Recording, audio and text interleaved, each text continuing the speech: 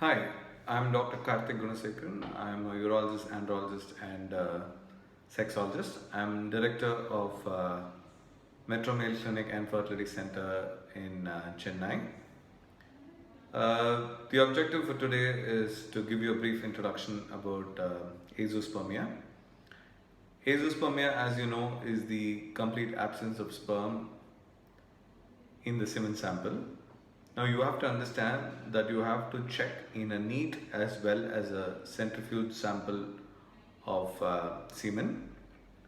Semen collection techniques is very important because if men miss out the first part of semen, then that contains the maximum amount of sperm, and hence the diagnosis could come as azoospermia.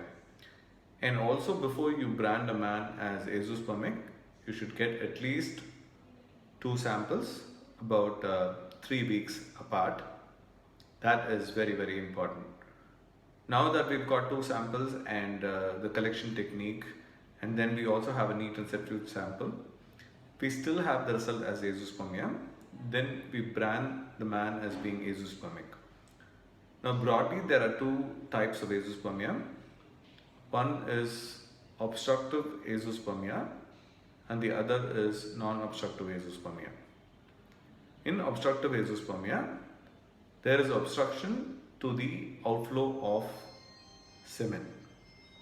So there will be an absence of sperms there and the semen volume will be very less. Now obstruction could happen because of childhood infections like tuberculosis or filariasis, that is very common in a country like India.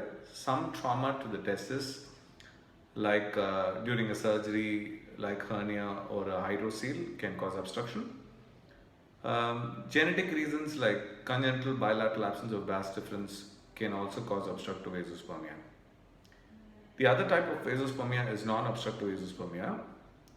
Here there is some damage to the testis itself. Sometimes the hormones coming to the testis may not be enough, wherein the brain hormones are not enough, or the testis itself can show some failure. Sometimes infections like mumps can cause non-obstructive azoospermia. Sometimes testicular torsion can also result in damage to the testis and cause non-obstructive azoospermia. You have to understand that in non-obstructive azoospermia, unlike obstructive azoospermia, sperm production is patchy, which means in some regions you will have sperm and other regions you will not have sperm.